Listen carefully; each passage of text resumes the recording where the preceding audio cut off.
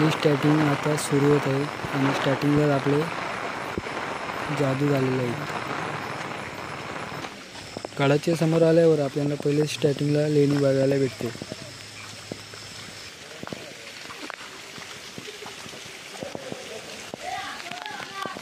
आतमध्ये पूर्ण काळोख आहे.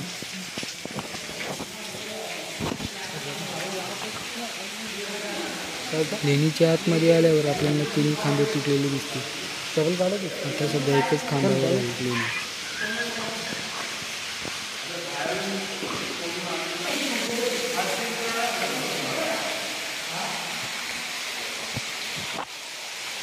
लेणीच्या आतमध्ये ज्या वस्तू आहेत त्या सगळ्या तुटून गेलेल्या आहेत.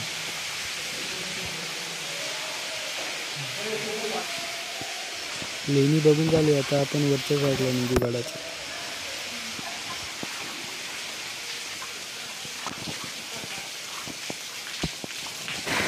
पाण्याच्या गडाच्या वरून येतात.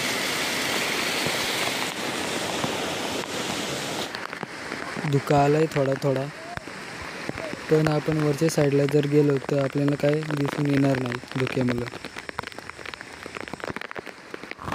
धुका एवढा भारी होता की आम्ही रेनकोट काढून फोटो काढायला लागलो. बघा पॉईंट बघा. आत्ता आपण गडाच्या खाली जाईल, पण धुक्यामुळे आपल्याला गड दिसून नाही येत. जे खायला आणलं होतं ते आपण खाऊन प्रवासाला निघू.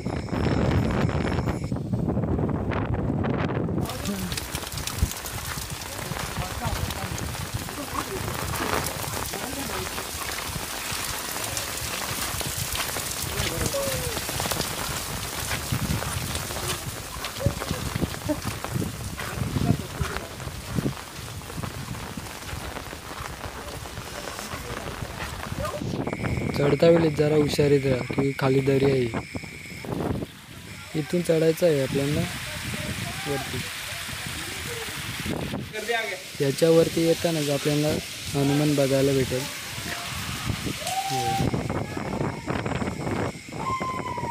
आणि या साईडून आपल्याला चढायचं आहे वरती.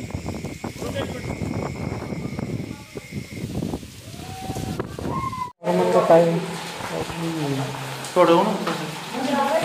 हां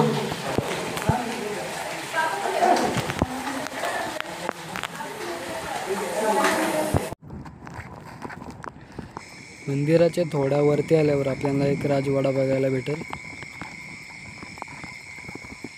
हा आहे राजवाडा.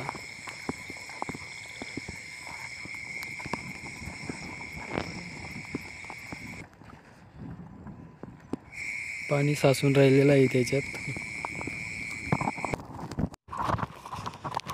राजवाड्याच्या एक थोडा वरती गेल्यावर आपल्याला जबरदस्त पॉईंट बघायला भेटेल.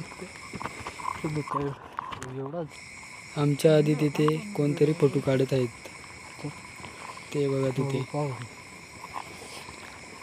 चला आपण पण फोटो काढू आता तिथे. निघूया आपल्या खालच्या साईडला.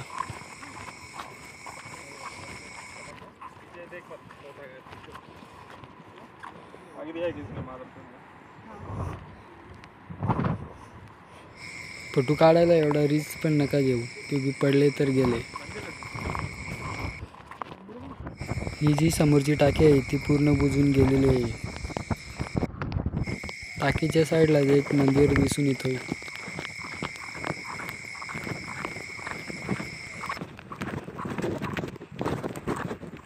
इथे कोणीतरी राहत असेल, पण पावसामुळे कोण नाही.